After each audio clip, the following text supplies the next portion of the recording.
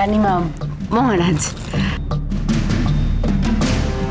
আচ্ছা কামিনী, তুমি থেকে থেকে কোথায় চলে যাও বলো তো? তোমার জন্য একটা বড় কাজ আটকে পড়ে রয়েছে। বড় কাজ? হ্যাঁ কামিনী, তুমি তো জানো এ রাজ্যে নাগেদের উপদ্রব খুবই বেড়েছে। নাগ? হ্যাঁ, তাই গজরাজ নাগ বিনাশক যজ্ঞ করেছে, যার ধুনো সকলের ঘরে ঘরে ছড়ানো হয়ে গেছে। কিন্তু তোমরা তো ছিলে না, তাই তোমাদের ঘরটা বাকি রয়ে গেছে। রানীমা, আপনি কি বলছেন? আমাদের রাজ্যে নাগ, বিশেষ করে এই প্রাসাদে নাগ আসবে কি করে? ওসব ধুনো টুনোর কোনো প্রয়োজন নেই রানীমা। এই ঘরেই হয়তো সব থেকে বড় নাগিনী কুণ্ডলী পাকিয়ে বসে আছে। হ্যাঁ কামিনী, দেখো, তুমি জানো যে সত্যি সত্যি এ রাজ্যে নাগের উপদ্রব বেড়েছে। আমার কাঞ্চনও তো। না না, আর দেরি করা ঠিক হবে না। দাসী।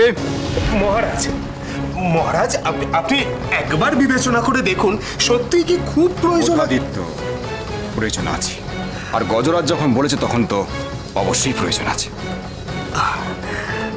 তোমরা না, তুমি এদিকে এসো।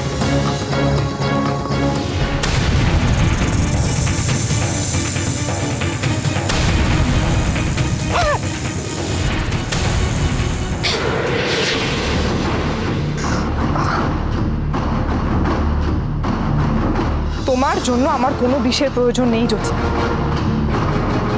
তোমার শাস্তি দেওয়ার জন্য আমি একাই যথেষ্ট।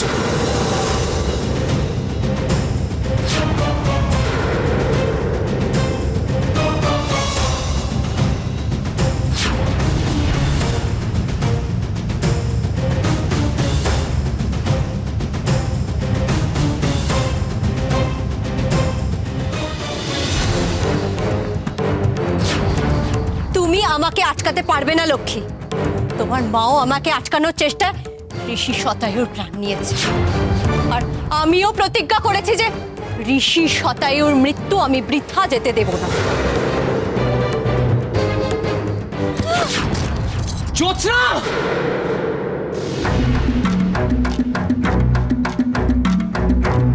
যাও, এবার তোমরা তোমাদের কাজ ছেড়ে ফেলো। রানীমা, তাহলে এবার আমার কাজ সম্পূর্ণ। হ্যাঁ গজরাজ,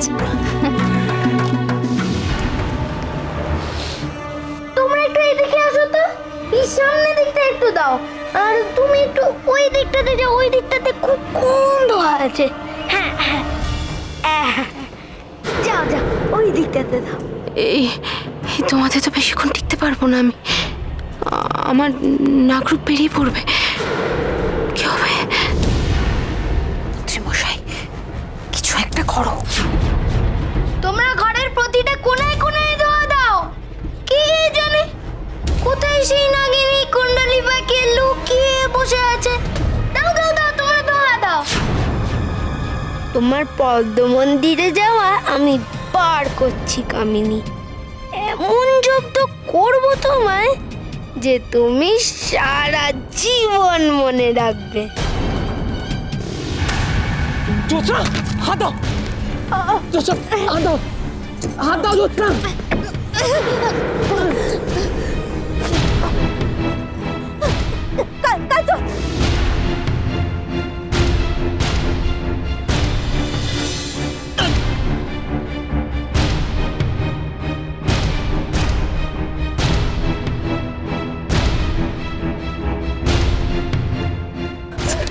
কাঞ্চন, বাঁচাও আমাকে!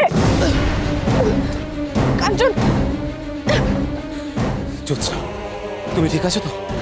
তোমার কিছু হয়নি তো? কাঞ্চন, আমাকে আমাকে বাঁচাও কাঞ্চন, নাহলে নাহলে আমি খাদে পড়ে যাবো। কাঞ্চন, আমাকে বাঁচাও, আমাকে আমাকে তোলো তোলো কাঞ্চন, আমি পড়ে যাবো, না হলে আমাকে তোলো।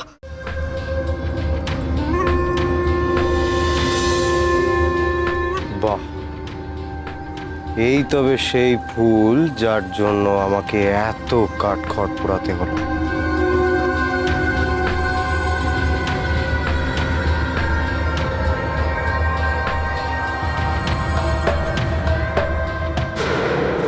এত কাঠখড় পুড়িয়েও আপনি এই ফুল পাবেন না।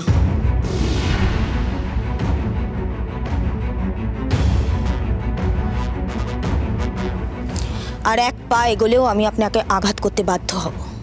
তাই বুঝি? তা বেশ, তবে তবে শাস্ত্রে বলা আছে স্বামীকে আঘাত করা পাপ। সেটা কি তুমি জানো না? আপনার মতো মন্দ স্বভাবের স্বামীকে আঘাত করলে কি হয় সেটা তো শাস্ত্রে লেখা নেই। বুঝেছি বুঝেছি তারা, তুমি খুব আঘাত পেয়েছো, স্বাভাবিক। তুমি ভেবেছিলে আমি তোমাকে নিজের স্ত্রী হিসেবে মেনে নিয়েছি। তুমি ভেবেছিলে এবার বাকি জীবনটা সুখে স্বাচ্ছন্দ্যে আমার স্ত্রী হয়ে পায়ের উপর পা তুলে কাটিয়ে দেবে। এখন এত পরিকল্পনার উপর জল ঢেলে দিবে। খারাপ লাগছে, আমি বুঝতে পারছি, খারাপ লাগছে, তাই তো? আপনার স্ত্রী হওয়ার কোনো শখই আমার ছিল না। তবে হ্যাঁ, মানুষ হিসেবে আপনি সঠিক পথে এগোচ্ছেন এই মিথ্যেটাকে সত্যি ভেবে কিছুক্ষণের জন্য আমার ভালো লেগেছিল, খুশি হয়েছিলাম আমি। কিন্তু আমাকে ভুল প্রমাণ করে আপনি ভালোই করেছেন। আজকের পর থেকে আর কাউকে বিশ্বাস করব না, আপনাকে তো নাই।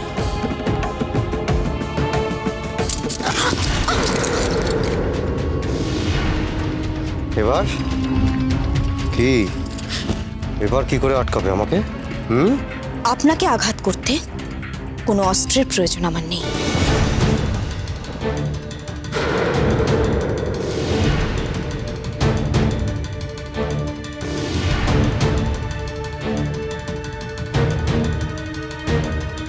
তুমি আমাকে কোনোভাবেই আটকাতে পারবে না তারা মালিনী। এভাবে তো আমি বেশিক্ষণ সোমেশ্বরকে আটকে রাখতে পারবো না। আশা করি এতক্ষণে গজরাজ তার কাজ সেরে ফেলেছে।